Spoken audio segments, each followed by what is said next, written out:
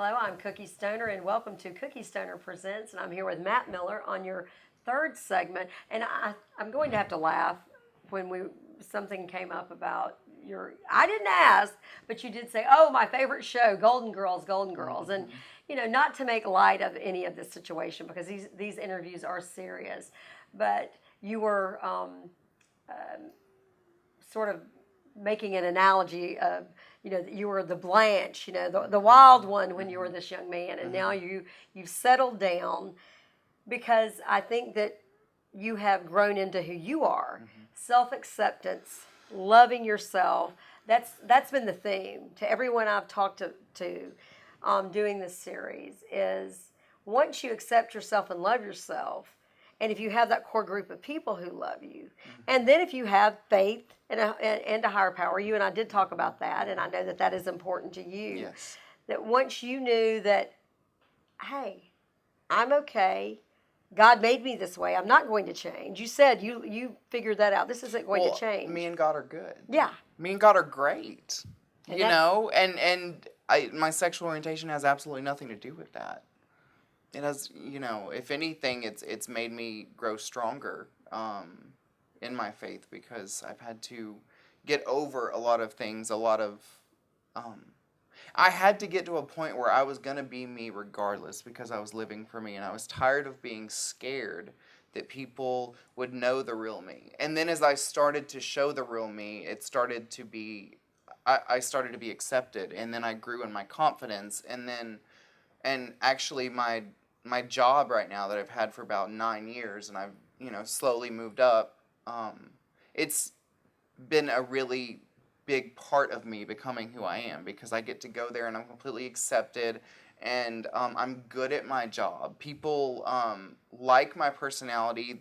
I get to be who I am, and it also, I was accepted. I was a part-time cashier for many years, and I just, I saw you there several times. Yeah, exactly. And I saw so many people. It allowed me to figure out who I was and be who I wanted to be and completely accepted. Like, I had one job, the first video rental store I worked at when I was 16, where a manager one time told me to come in her office. And she said, I don't have a problem with it, but can you tone it down?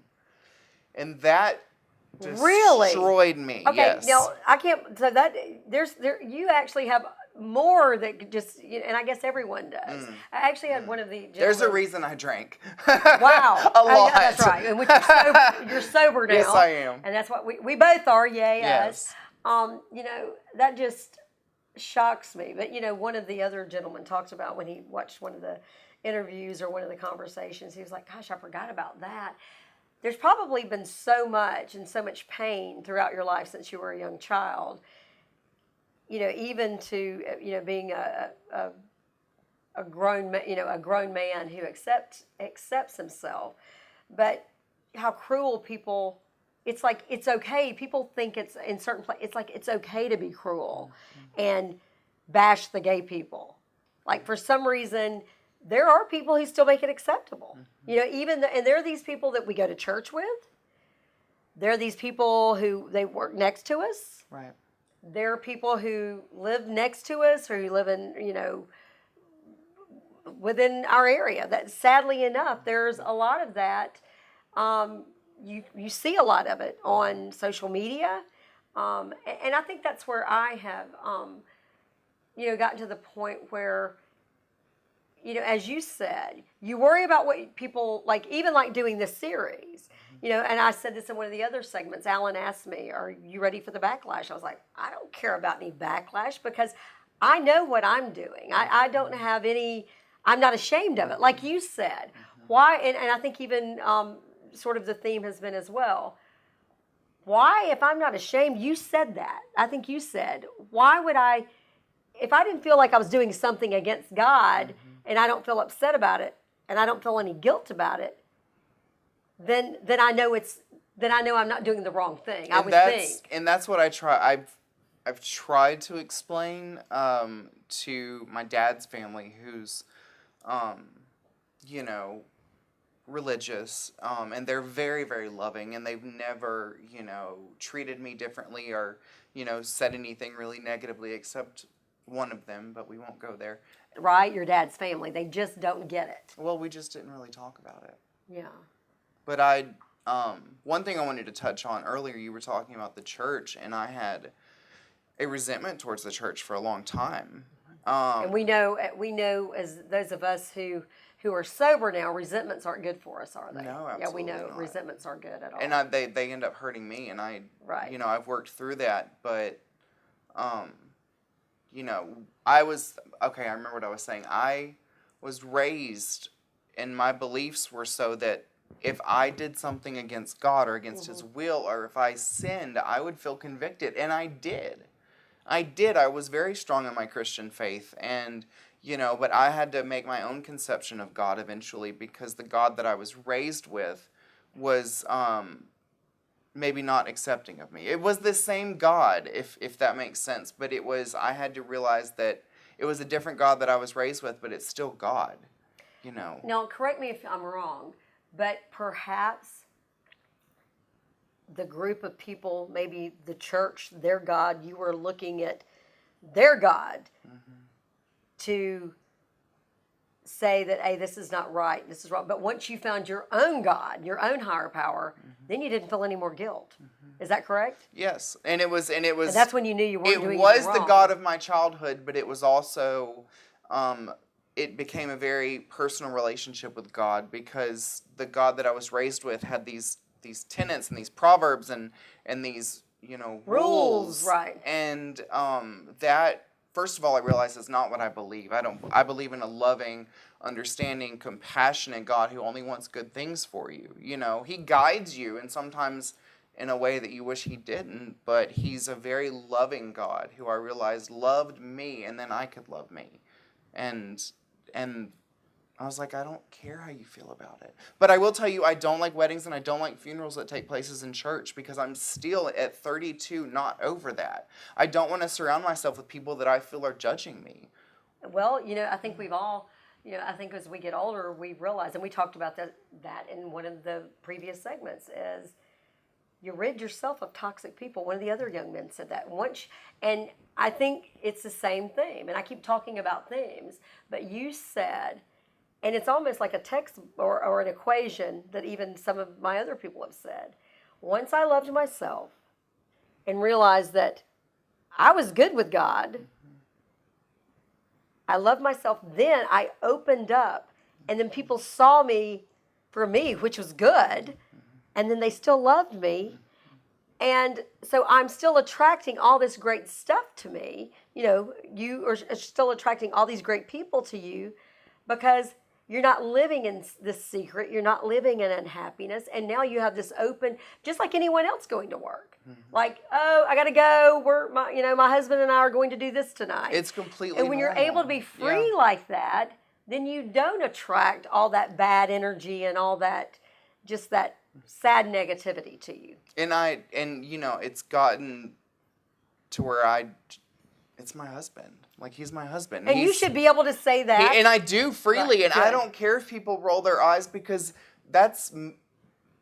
he's the most important person in my life that I had pretty much told myself I didn't think I was ever going to find.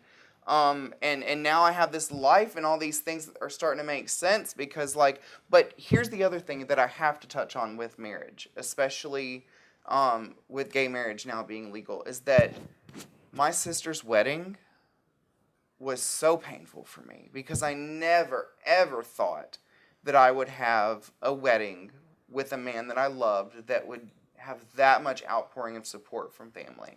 Like a normal heterosexual. Like your sister had. I don't want to say normal. We don't want to say that word, but a heterosexual wedding had, and it wouldn't have. I had a private wedding inside my living room with my mom and his mom and our best friends, and that was fine. Our reception was open to everybody. You didn't feel like that you. So how long before you got married did your sister get married?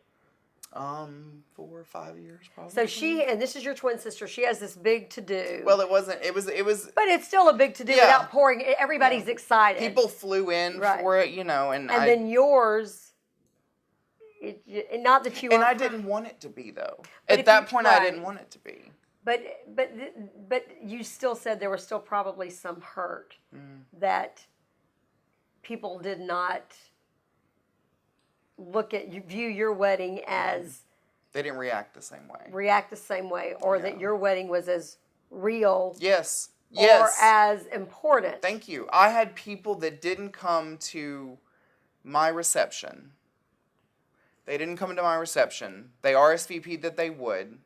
And now that somebody else that we all know is getting married, they all went to it. It was a big to-do at the Von Braun Civic Center, and it was, and everybody went there. And I know that there was bad weather the night of my wedding reception where everybody was invited, and that may very well have been a lot of the reason why some people didn't come. But seeing this outpouring, 3 years later. Is that one a same-sex marriage, or what? the one that the 3 years later is? The 3 years later is the one that only happened a month or two ago, where was all that these same people sex? that didn't know. Oh, so another. No, it was another let's go throw ourselves and celebrate this. But this gay wedding over here, it's. So you're saying, so you have this bookend of your sister's heterosexual, yours in the middle, not very much going on, and this one heterosexual. It made me a little resentful to the people that went to it. Well, it's hurtful. And then not only that, one of the people who went there actually called where I worked, a different store for the same company, to see if I could go cover so they could go to the wedding. So I could go work at their store for a day. That was a slap in the face. Yeah. Well. I was like, seriously, and I don't even take it, I might not, should even take it to that level. But if we're being honest, I did. But here's the point. Even at 32, even at, so you've been out for 14 years. Yeah. And being you've been married how long? 3 years. You've been married almost 4 years. There's still some pain, and people are still, whether or not they're being malicious or not, they're still inflicting pain. So what we're saying is there's still a lot more to do. Correct? Yeah, I would be naive to say otherwise. And so would I. Yeah. So do you have any advice? I haven't really asked that except for the little guy. But most people have sort of given their not so much advice, but encouragement to anyone. I mean, I've had friends of mine who are my age who are gay, who have been thrilled that we're doing this series, but they're like, I couldn't do that. I just couldn't do it. How brave they are. That still breaks my heart. So any encouragement or any words of wisdom? Be kind to yourself. Just be kind to yourself. Be kind to yourself. Tell yourself that you deserve, all the good things. And now I think they can, because when I was young, I told myself, I'll never get married, or if I do, it'll always be a fraud. And I did this research paper on gay marriage when I was at Calhoun, because I didn't even know whether I agreed with it or not at the time. I didn't. And I still had a lot of battles I was dealing with at 20. But I did it, and I did all this research, and I realized that, of course, we should have the right to have that, because marriage is so much more than just a piece of paper. And so, but I also realized the damage it did to homosexual people as they were growing up, when they realized that they were never going to be able to look forward to that. I never looked forward to a suburban life that I have now. I never thought that it would be possible, and that did a lot of damage. The hope was gone. And when hope's gone, that's when depression it lingers. It won't go anywhere. And that was a lot of my life, was that the hope just wasn't there. And I think that was probably one of the reasons that I drank and did other things as freely as I did, because I was like, what's the point? Heck? Yeah, what's the point? Right. And now, all these years later, and I have this life that sometimes I have to pinch myself to believe that it's real, that I have worked very hard for, and so has my husband. But, we come home and we talk about our day, or we don't, or we, it's just, and we talk about, hey, we're paying this bill out of this paycheck, and what are we doing for dinner, and, we need to take this dog to the vet, and it's just, I never, ever thought that I would have this, and I think children now and young people now realize that they can have that, and I really hope that they have different lives, and that they don't have to go through a lot of the things that I did. That's what we're hoping to do. It does make me so emotional hearing you say that, and then I have to laugh and go, Well, you have just a boring, old, married life where you pay bills, you have dogs, and you come home and just act like an old married couple. Yeah, and we get. Isn't that yeah, fabulous? We're best friends. Don't you love that? Yeah, I do. I'm happy for you. Thank you you. so much for being here You're and sharing welcome. that with us. I really appreciate you.